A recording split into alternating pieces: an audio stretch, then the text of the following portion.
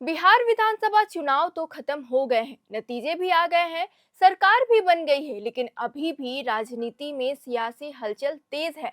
वो क्यों? आइए आपको बताते हैं।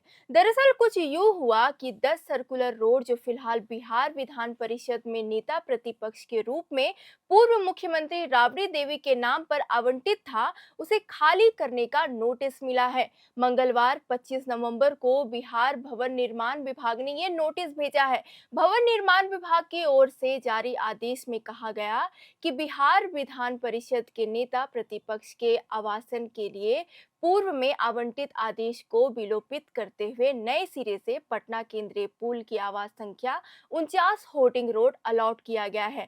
10 सर्कुलर रोड का आवास जो वर्तमान में लालू परिवार का ठिकाना था, वो लगभग 20 साल बाद लालू परिवार से छिनने वाला है। कहा तो यहाँ तक भी जा रहा कि साल 2005 में राबड़ी देवी को आवंटित यह आवास राजद की पूरी गतिविधियां लगभग 2 दशकों तक यहीं से अंजाम दी जाती रही। बता दें, राबड़ी आवास में फिलहाल लालू यादव, राबड़ी देवी, तेजस्वी यादव और उनकी फैमिली रहती है। अब जब भवन निर्माण विभाग ने इस आवास को खाली करने का नोटिस जारी किया, तो इसे लेकर राजनीति भी तेज होती नजर आ रही है। इसी सिलसिले में आज बड़ी संख्या में राजद कार्यकर्ता राबड़ी आवास पहुंचेंगे। इस दौरान राजद कार्यकर्ता लालू यादव और राबड़ी देवी से मिलने की भी कोशिश करेंगे। वहीं दूसरी तरफ नोटिस को लेकर लालू परिवार एकजुट नजर आ रहा है। इस मामले को लेकर लालू यादव की बेटी रोहिणी आचार्य और बड़े बेटे तेज प्रताप यादव ने नीतीश सरकार को घेरा है। तेज प्रताप यादव ने सोशल मीडिया पर लिखा कि छोटे भाई ने मुख्यमंत्री पद की शपथ ली और बड़े भाई के बंगले को खाली करने का आदेश दे दिया। लालू जी और उनका परिवार अब 10 सर्कुलर रोड के बंगले में नहीं रहेगा। 20 साल से जिस आवास से बिहार और राजद के लाखों कार्यकर्ताओं का एक भावुक रिश्ता जुड़ा था, उसे एक सरकारी नोटिस में खत्म कर दिया गया। इस घर के जाने के साथ ही नीतीश जी और लालू जी के बीच के भैयारे वाले नैतिक रिश्ते का भी अंत हो गया है। वहीं रोहिणी आचार्य ने भी अपने एक्स पर लिखा कि सुशासन बाबू का विकास मॉडल, करोड़ों लोगों के मसीहा लालू प्रसाद यादव का अपमान करना पहली प्राथमिकता है। घर से तो निकाल देंगे, बिहार की जनता के दिल से कैसे निकालिएगा? सेहत नहीं तो कम से कम लालू जी के राजनीतिक कद का ही सम्मान रखते। आपको बता दें, इससे ठीक 10 दिन पहले यानी 15 नवंबर को लालू की बेटी रोहिणी आचार्य इसी घर से रोते रोते निकली थी। घर छोड़ने के पीछे उन्होंने अपने भाई तेजस्वी को जिम्मेदार ठहराया था, लेकिन इसके बाद 3 और बेटियों ने भी राबड़ी आवास छोड़ दिया था। पटना एयरपोर्ट पर पत्रकारों से बातचीत में रोहिणी ने कहा कि मेरा कोई परिवार नहीं है, उन्होंने ही मुझे परिवार से निकाला है। सारी दुनिया सवाल कर रही है कि पार्टी का ऐसा हाल क्यों हुआ, लेकिन उन्हें जिम्मेदारी नहीं लेनी है। आपको बता दें, इससे पहले तेज प्रताप यादव को भी उनके पिता लालू यादव पार्टी और परिवार से बाहर निकाल चुके हैं और अब तेज प्रताप यादव का बंगला भी छिन गया है। दरअसल नीतीश सरकार के सभी 26 नवनियुक्त मंत्रियों को पिछले दिनों सरकारी बंगला आवंटित किया गया है। इनमें 13 मंत्रियों को उनका पुराना आवास ही दे दिया गया, जबकि 13 मंत्रियों को नए आवास दिए गए हैं। इसी क्रम में तेज प्रताप यादव को भी बंगला खाली करने को कहा गया है।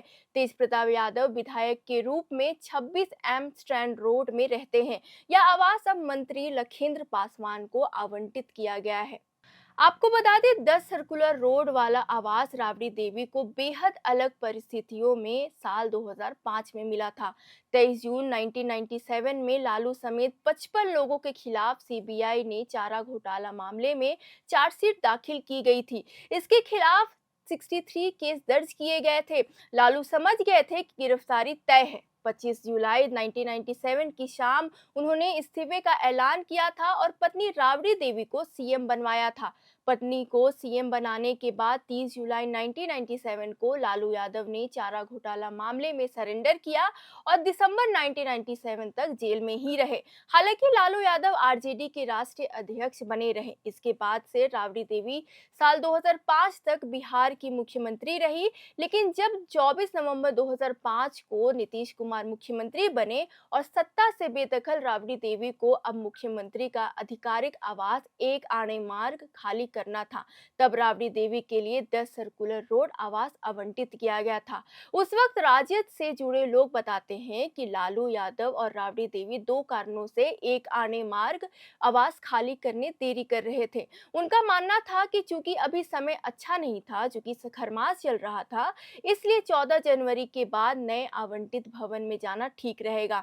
दूसरा कारण था कि राबड़ी देवी को आवंटित 10 सर्कुलर रोड आवास में अभी मरम्मत का काम चल रहा था। नोटिस में जिस तरह के शब्दों यानी चेतावनी, जबरन, बेदखल का प्रयोग किया गया था, उससे लालू यादव बेहद नाराज हो गए थे।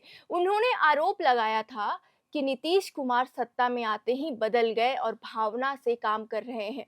कुल मिलाकर यह नोटिस ऐसे समय पे आया जब परिवार के भीतर पहले से ही मतभेद, आरोप प्रत्यारोप और कटुता का दौर चल रहा था। रोहिणी आचार्य का रोते रोते हुए घर छोड़ना, 3 बेटियों का आवास छोड़ देना, तेज प्रताप का पहले ही परिवार से दूरी बना लेना, ये सब संकेत दे रहे थे कि लालू परिवार एक कठिन दौर से गुजर रहा है। लेकिन नोटिस ने एक तरफ से इस बिखरे परिवार को फिर से एक मंच पर ला दिया है, जहां उन्होंने एकजुट होकर उसे राजनीतिक हमला बताया है।